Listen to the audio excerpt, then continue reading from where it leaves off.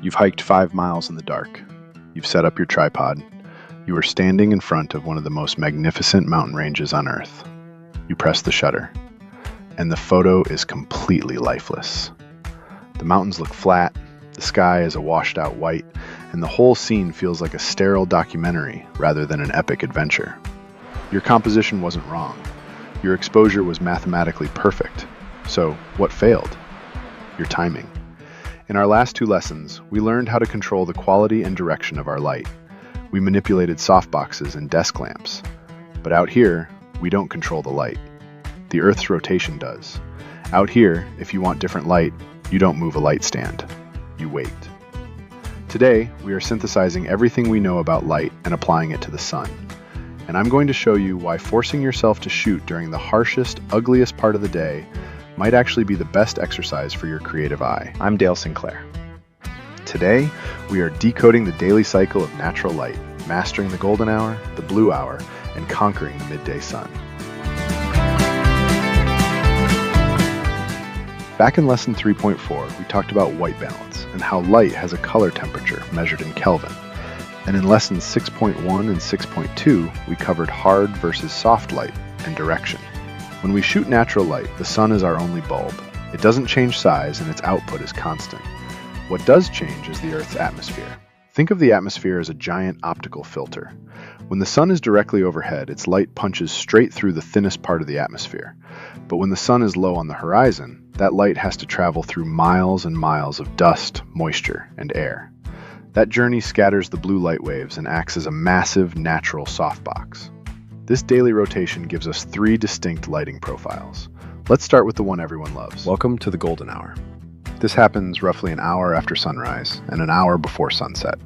Because the sun is low on the horizon, its light has to travel through significantly more of the Earth's atmosphere. This scatters the cool blue wavelengths, leaving us with soft, diffused, incredibly warm light. The light here is incredibly directional, meaning you can easily create side lighting to sculpt form, or backlighting to create stunning silhouettes. But pay attention to your white balance. Golden hour light sits around 3,500 Kelvin, giving it that rich amber tone. If your camera is stuck on auto white balance, it might try to correct that warmth, leaving your image looking clinical and sterile. Always manually select the daylight or cloudy preset during golden hour to protect those warm tones. But here's a field note you won't find in most manuals. Not all golden hours are created equal. Sunrise is often atmospheric and moody. Because the temperature drops overnight, you're frequently dealing with morning mist or dense, low-hanging fog, especially in natural environments. Sunset, on the other hand, is usually much warmer and hazier. A full day of wind, urban traffic, and thermal heat kicks dust and particles up into the air, creating a thicker, fiery filter for the light to push through. If you are shooting a portrait, a landscape, or a car commercial, this is your primary window. But there is a massive technical trap hidden in this beautiful light. We call it the dynamic range limit. When you shoot into that glowing golden sky, the contrast between the bright background and the dark, shadowed foreground is extreme. Your human eye can see the detail in both. Your camera sensor cannot. It forces you to choose. Do I blow out the sky to pure white, or do I crush my subject into pure black? Keep that overarching problem in the back of your mind. We are going to solve it permanently in Module 7. But what happens when the sun actually dips below the horizon? Most people pack up their gear. That is a massive mistake. You are walking away right as the blue hour begins. The blue hour happens just before sunrise and just after sunset. The sun is gone, but its light is still bouncing off the upper atmosphere, turning the entire sky into the world's largest, softest light source. Because the sky is massive, the light is incredibly soft. Shadows practically cease to exist.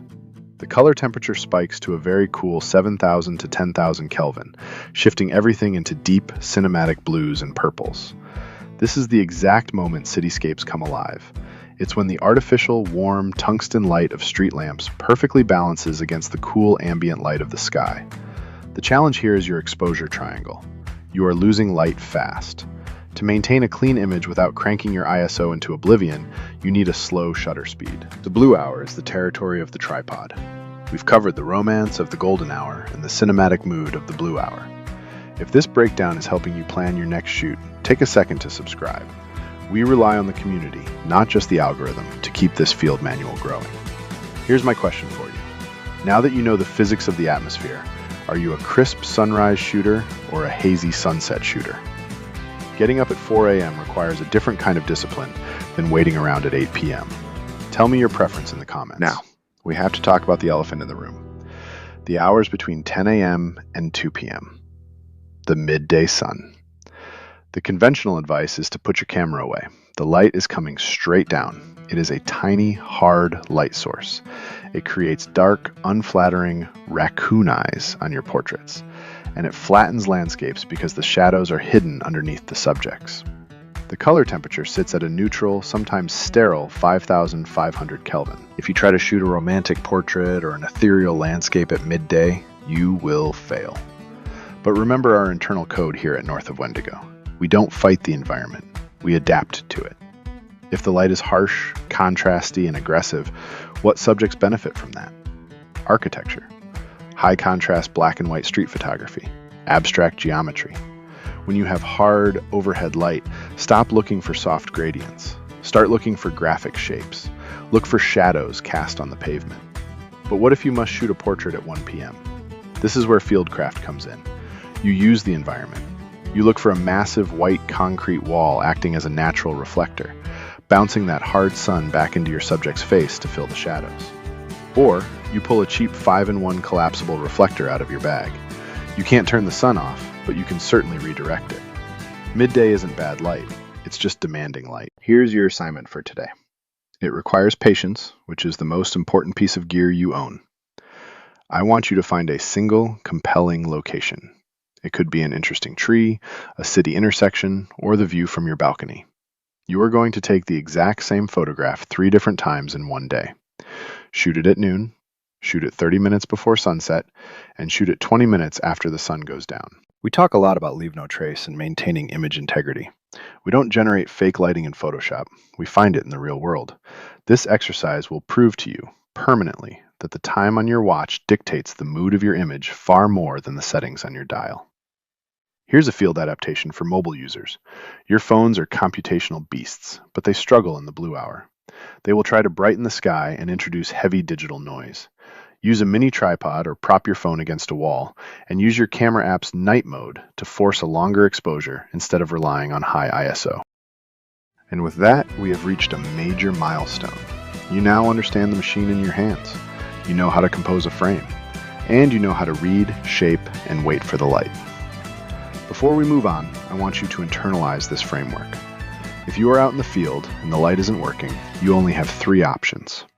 1. You modify it, using diffusers or reflectors like we did in lesson 6.1. 2. You move, changing your physical position to alter the direction of the light, like in lesson 6.2. Or 3.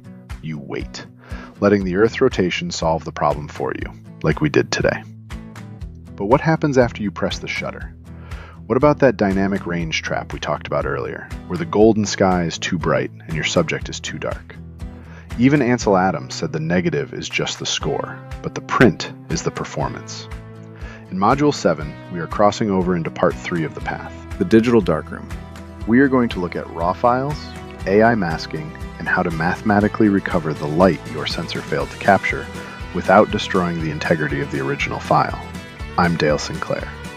Wait for the light, protect the frame, and I'll see you on the path.